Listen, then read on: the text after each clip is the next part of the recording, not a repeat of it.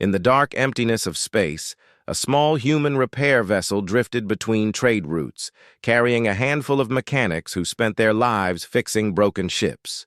They were ordinary people, workers who loved the smell of metal and the sound of humming engines. But on that quiet day, everything changed. Without warning, massive alien ships surrounded them, their hulls glowing with red light. The crew froze as a booming voice filled their cabin, speaking through every screen.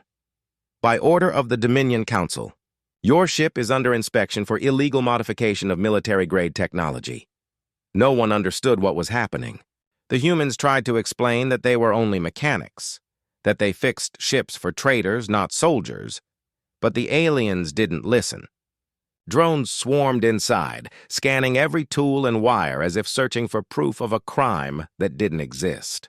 Within minutes, the humans were shackled in glowing restraints and taken aboard a Dominion cruiser. The journey to the prison felt endless. The humans could see stars through small glass panels, but none of it felt like freedom anymore. When they finally arrived, they saw a sight few species ever lived to describe, a fortress floating in darkness, surrounded by swirling blue energy. The alien guards called it Sector 9 Detention Unit, a place built to hold those who could destroy worlds. As the humans were marched through metallic corridors, other prisoners, creatures with scales, fur, and glowing eyes, stared at them with silent curiosity. To them, humans looked fragile, almost harmless. The guards laughed quietly, calling them soft-worlders, unfit for survival. But the humans didn't argue.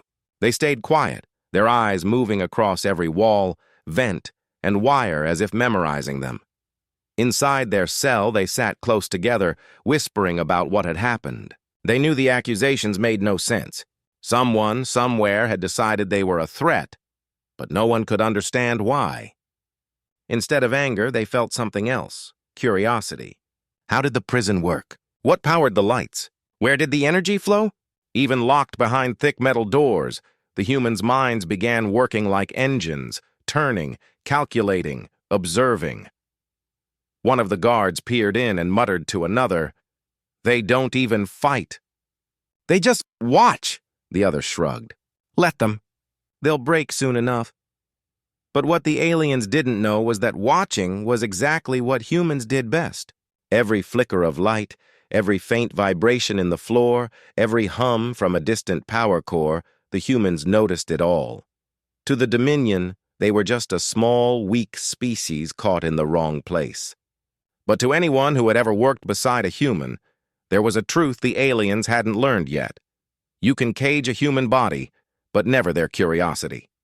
And in that quiet cell, surrounded by the machines they would one day control, the first sparks of a much greater story had already begun to glow.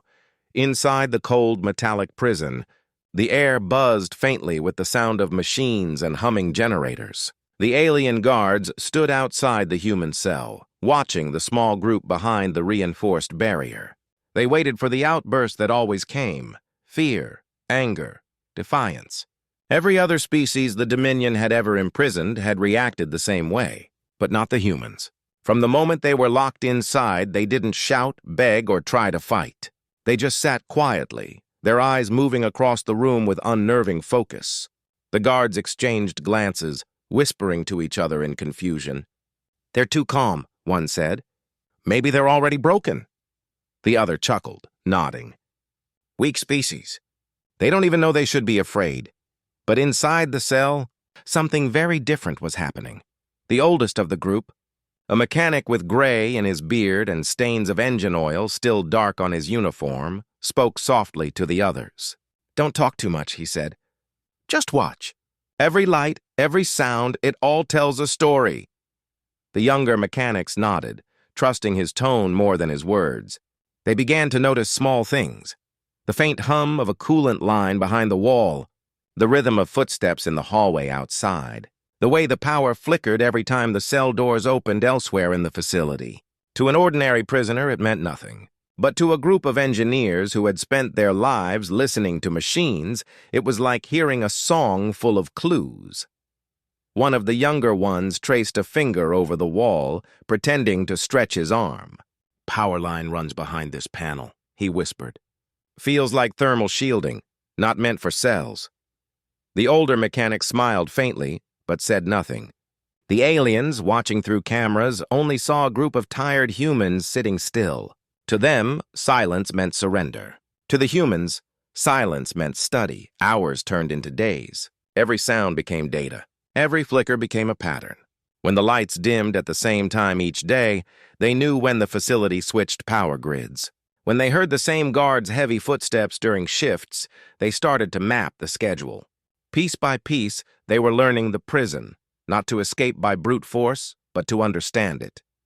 One night, a young alien officer paused outside the cell and asked his superior, "Why do they stare so much?" "They make me uneasy," the senior guard snorted. "Because they're simple-minded. They stare because they don't understand." But deep inside the cell, the older human whispered something quietly, almost to himself. "They built this place to control monsters, but they forgot we build things too." What the Dominion saw as fear was, in truth, calculation. The humans were not waiting for rescue. They were building one in their minds. And with each silent hour, the prison that once felt unbreakable was slowly revealing its weaknesses to the very people it thought it had contained. Days passed inside the alien prison, and the guards began to notice something strange. The humans, the so-called dangerous mechanics, weren't behaving like prisoners at all. Instead of sulking in silence or trying to break free, they started fixing things. It began small. A flickering ceiling light that annoyed even the guards suddenly stopped blinking. Then the ventilation system, which had been making a loud grinding noise for weeks, started running smoothly again. The guards thought it was coincidence, until one of them saw a human standing on a bunk bed, hands covered in dust, quietly adjusting a loose panel with a piece of bent metal. "What are you doing?" the guard barked. The human looked down calmly and said, "Your vent motor was about to fail. We just tightened it. You're welcome." The alien didn't know how to respond. No one had ever thanked him inside a prison before. Soon after, it became impossible to ignore. The humans began fixing more things. One repaired the flickering power conduit, another realigned the temperature regulators, and one even unclogged a recycling unit that had been broken for months. At first, the guards laughed at the sight. "They're bored," one said. "Let them play with scraps."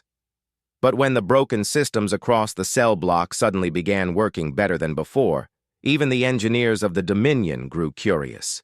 They brought an old damaged maintenance drone and placed it in front of the cell. "Let's see if your magic works on this," the officer said mockingly.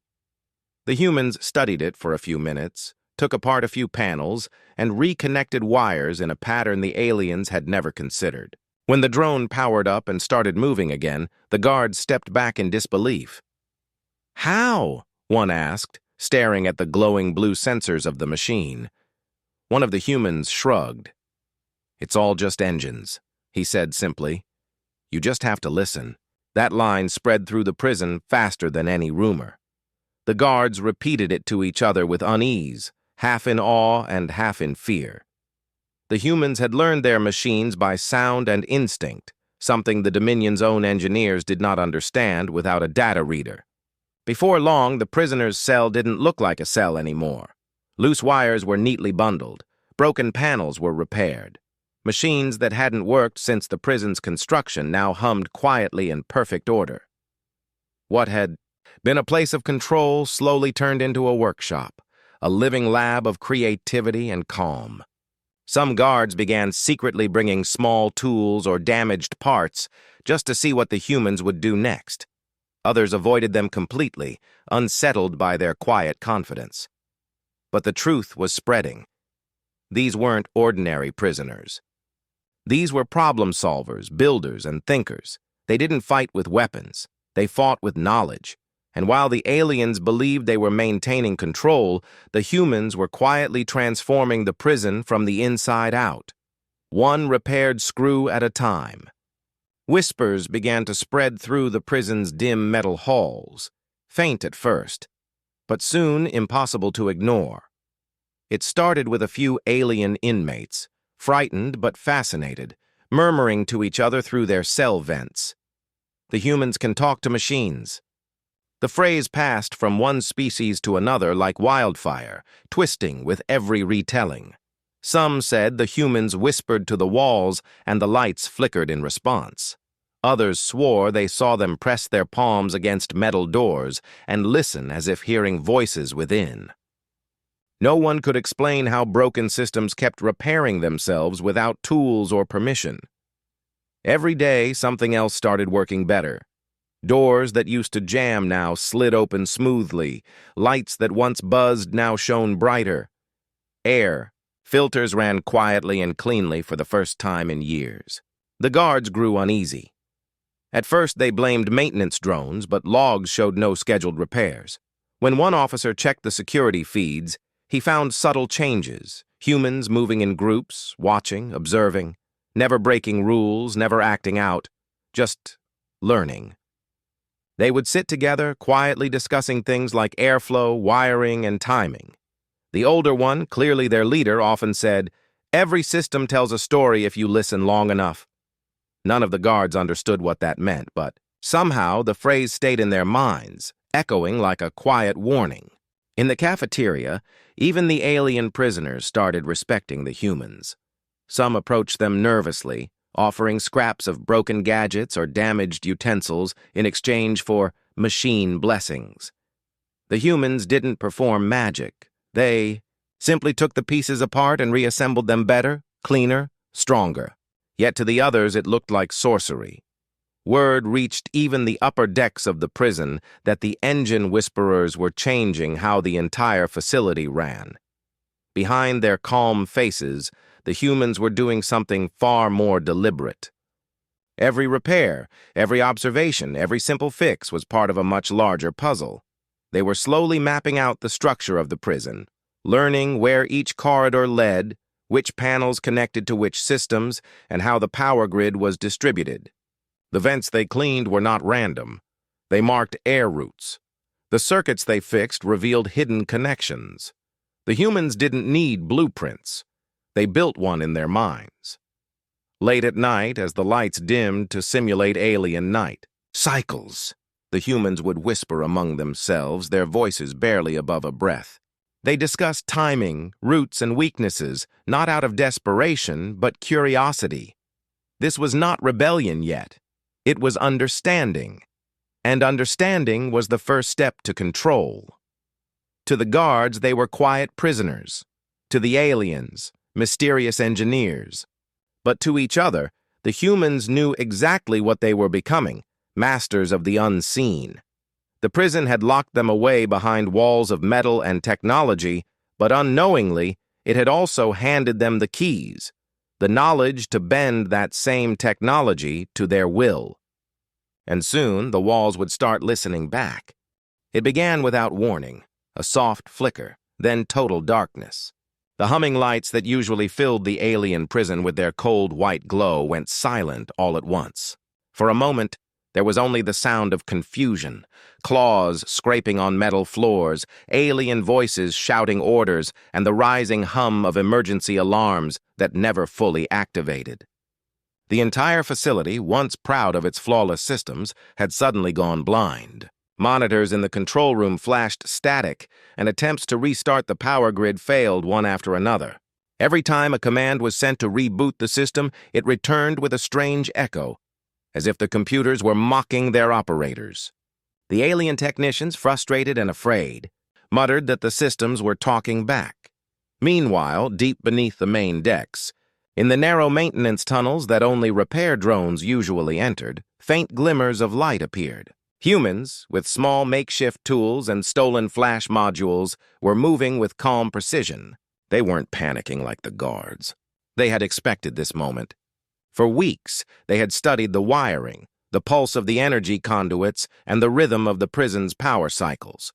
They knew exactly where to press, where to cut, and what sequence would send the system into controlled chaos. The older mechanic, the one the others naturally followed, knelt beside a junction box that still flickered weakly. With practiced hands, he connected two thin wires he had pulled from a discarded panel weeks ago. Sparks flashed. Then everything shifted. Across the prison, doors that were supposed to stay sealed suddenly clicked open. Automatic locks disengaged with sharp metallic pops.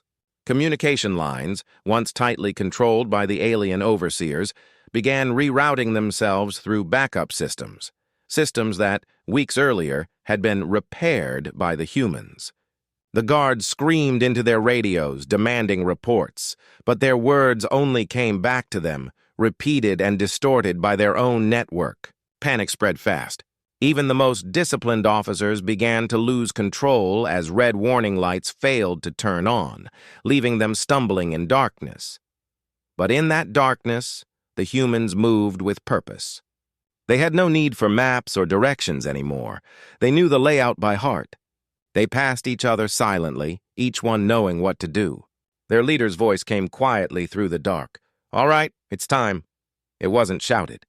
It didn't need to be. Every human understood what it meant. The long observation was over. Now came the test of everything they had learned. Up above, the alien warden slammed his claws on the console, shouting that the prisoners were too quiet. But by the time the backup generators flickered back to life, the monitors showed something chilling. Human cells, empty. Not broken out, not destroyed, but opened cleanly, systems bypassed with perfect precision. The Dominion had thought they had captured helpless engineers. In truth, they had imprisoned problem solvers and given them the biggest puzzle of their lives. The humans hadn't just escaped a cell. They had taken control of the entire prison's heartbeat. When the lights finally came back on, everything looked the same. Yet nothing was. The corridors glowed again, machines hummed, and the monitors flickered to life. But something was off. The usual command tones from the alien guards were replaced with silence and confusion. The main control panels no longer responded to alien commands. Every system, every security lock, every defense turret had new operators, and they weren't alien. The first sign of the change came from the watchtowers. Automated guns, once aimed at human cells, swiveled smoothly and locked onto the armored guards instead. The guards froze in disbelief, their eyes wide as the targeting lights painted red dots across their chests. A few tried to issue override codes, but the system didn't even recognize their access anymore. Across the intercom, a calm human voice echoed through every hall. "Please remain still. No one will be harmed if you don't resist." In the lower decks, the humans stood beside open consoles, their faces lit by the pale glow of reprogrammed interfaces. The older mechanic, the one who had started it all, stood quietly in front of a camera feed that showed the entire prison layout. He didn't smile, didn't celebrate. Instead, he looked around at his people and said, "Open every cell. If we're free, so are they." One by one, cell doors across the complex opened, not just for humans, but for every captured species. Creatures of all kinds stepped out, blinking in disbelief. Some expected traps, others thought it was a cruel trick. But when they saw the humans calmly walking through the halls unarmed, directing power systems and helping frightened prisoners to their feet, they began to understand. The humans weren't running. They were rebuilding. In one corridor, a towering insectoid prisoner watched a human fix a jammed door with nothing but a stripped wire and a piece of broken metal. "You could have escaped alone," the alien said quietly. The human only shrugged and replied, "That's not how we do things." The chaos that once ruled the prison began to fade. Where the guards had shouted and threatened, the humans worked with quiet coordination. They rerouted oxygen to the lower levels, stabilized failing generators, and made sure everyone, even the aliens who had once mocked them, had food and light. The prison that had been a symbol of control was now running smoother than ever, but under a new kind of leadership, one that valued cooperation over power. From the control tower, the alien warden finally saw the truth on his monitors. The humans hadn't staged a rebellion. They had organized a system. What had started as a prison break had turned into a miracle of order, and all of it had been done without violence. Only skill, unity, and the quiet determination of a species that refused to see others suffer while they were free. Word of the prison takeover spreads faster than light. Within hours, the Dominion, the vast alien empire that owned the prison, is in chaos. Their commanders can't understand how a group of captured mechanics managed to seize control of one of their most secure facilities without a single weapon. To them, it's impossible. To humans, it was just problem-solving. Soon, warships arrive surrounding the planet. The sky above the prison burns with the light of engines and threat signals. The alien officers broadcast a demand across all frequencies: surrender immediately or be destroyed. The humans, calm and collected, gather around the main control console. They patch into the same interstellar channel and reply, not with anger or fear, but with quiet confidence. "We don't want war," one of them says. "We just fixed what you broke." That single sentence echoes across the stars. The Dominion fleet pauses, uncertain. Inside the command bridge of their flagship, officers replay the message again and again. The humans hadn't threatened them, hadn't begged. They'd simply stated a fact that hit harder than any weapon. Curious and suspicious, Dominion engineers begin to study the transmitted logs from the prison. What they find shocks them. The humans had rerouted every control system without access to any alien manuals. They had mapped the entire network by observation alone, using logic and teamwork.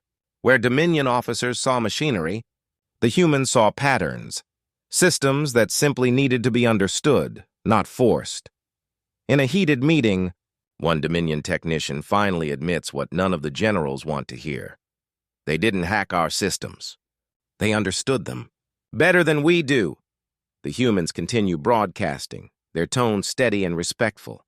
"You built walls to contain life," they say. "We turned those walls into something useful. If you destroy this place now, you'll be proving we were right, that you break what you can't control." The words strike deep. Across alien worlds, citizens start whispering about the humans, not as enemies, but as thinkers, builders, and problem solvers who used reason where others used power. The Dominion's own engineers begin questioning their methods. Why fight a species that fixed their mistakes and made their prison more efficient than ever? Finally, a reply comes from the Dominion's high command. The message is stiff, formal, but uncertain. State your terms. The humans don't demand territory, wealth, or apology. They only ask for the release of all innocent workers imprisoned under false charges, across the Dominion. "If you want peace," they say, "start by fixing what's broken." The silence that follows isn't just hesitation. It's the sound of an empire realizing that it's been outsmarted not by soldiers, but by mechanics, and that logic, once again, has defeated fear. Over the next few weeks, the truth spreads like wildfire through the Dominion.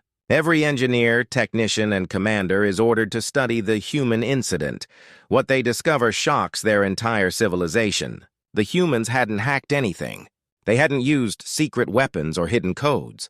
They had simply understood how everything worked, down to the smallest detail, by pure logic and observation. The Dominion systems, once thought flawless, were exposed for what they really were: layers of mistakes, shortcuts, and outdated designs that no one had ever bothered to question. For centuries, no alien had dared to challenge the structure built by their ancestors. But the humans, trapped and unarmed, had looked at it for only a few days and found weaknesses everywhere. Reports begin to pile up. Energy flows were routed inefficiently, wasting power for generations. Control lines overlapped, creating unnecessary risk of short circuits.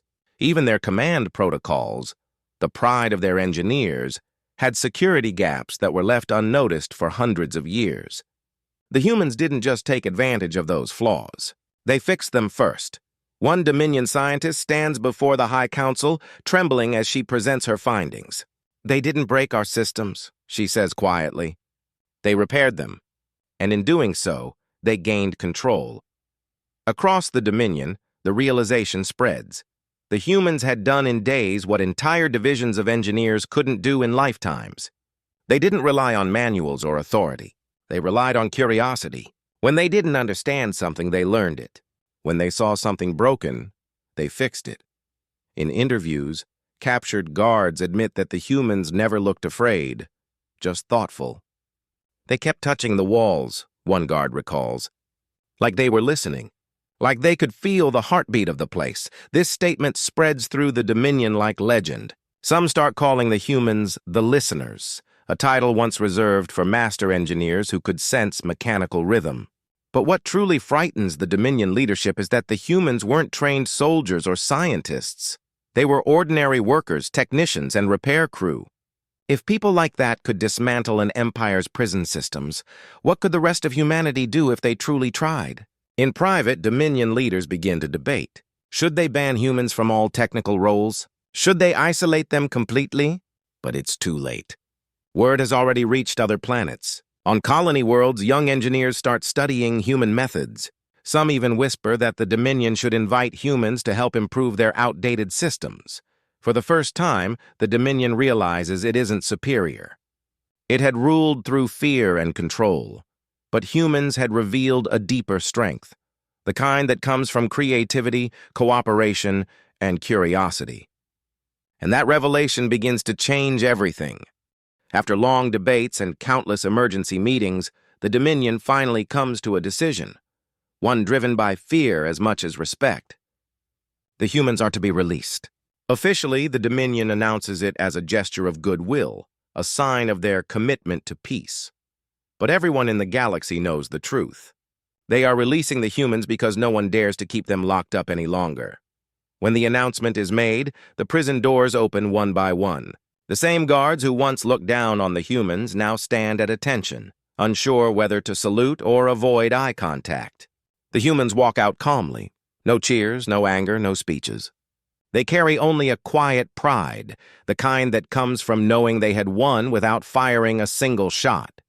The Dominion's media networks broadcast the event across hundreds of systems. The footage shows unarmed mechanics stepping into the light while military officials bow slightly in acknowledgement. To the viewers, it looks like peace, but among the soldiers and scientists, it feels more like surrender, not of territory but of ego. Later that night, an unmarked message begins spreading through the interstellar data webs, passed secretly between alien crews and engineers. It reads, "Never imprison a species that can turn a cell into a laboratory." No one knows who wrote it, but it spreads faster than any official announcement. Soon it appears painted on hangar walls, hidden in data logs, whispered in training academies. The phrase becomes a quiet rule across the stars, a reminder that humans are not to be underestimated. Meanwhile, the released mechanics are brought before Dominion officials for a final debrief. One officer, curious but cautious, asks, "How did you do it? How did you take over our systems without weapons?" The human representative smiles faintly and says, "We didn't take over anything. We just fixed what was broken." That simple answer leaves the entire room silent, because deep down, every Dominion engineer knows it's true. As the humans prepare to return home, something remarkable happens. A group of alien technicians approaches them, not as guards, but as students. They ask questions about how to listen to machines, how to understand systems instead of commanding them. The humans share what they know, freely and without pride, saying, "It's all just work. You pay attention, and the answers come." When the human ship finally leaves Dominion space, it's escorted by an honor fleet, not out of obligation, but respect. The galaxy watches as the small transport disappears into the stars, and from that day forward, no Dominion officer ever looked at humans the same way again. They had seen what humanity could do when confined, and they knew that if these people were ever challenged again, they wouldn't just survive. They would adapt, rebuild, and turn any prison into progress. Years later, across distant star systems, the story of the human mechanic incident becomes a subject of deep study in alien academies. It is not taught as a tale of war, but as a story of intelligence, patience, and the strange power of human curiosity. Students gather in lecture halls to hear how a group of ordinary humans, taken as prisoners, managed to outsmart one of the most advanced empires in the galaxy without a single weapon. Professors replay recordings of the event, showing humans fixing broken circuits, calming frightened inmates, and speaking softly about listening to machines. To most species, it sounds like magic. But to those who study closely, it becomes clear that humans didn't rely on magic at all.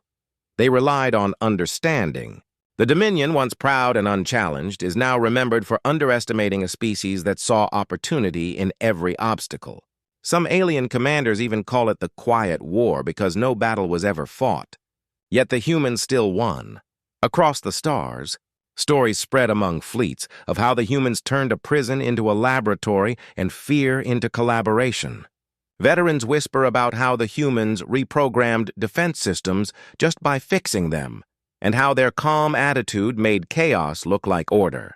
Many alien officers admit they still don't understand how such a simple species could see so much. They didn't break out, one alien scholar explains in a recorded lecture. They improved what we built and made us realize how flawed it was. This single lesson changes how the galaxy views humanity forever. No longer are humans seen as reckless wanderers or emotional beings. They are seen as thinkers, tinkerers, and innovators who can turn confinement into creation. Even within the Dominion itself, reforms begin. Prison systems are redesigned not to prevent escape, but to encourage transparency and cooperation. Engineers study human problem-solving patterns to improve their own machines.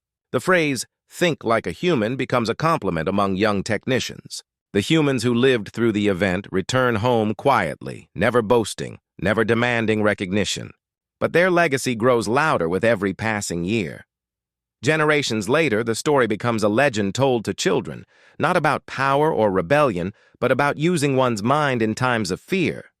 And whenever a new alien officer jokes about imprisoning humans, someone always replies, "Only if you want your prison to disappear from the inside."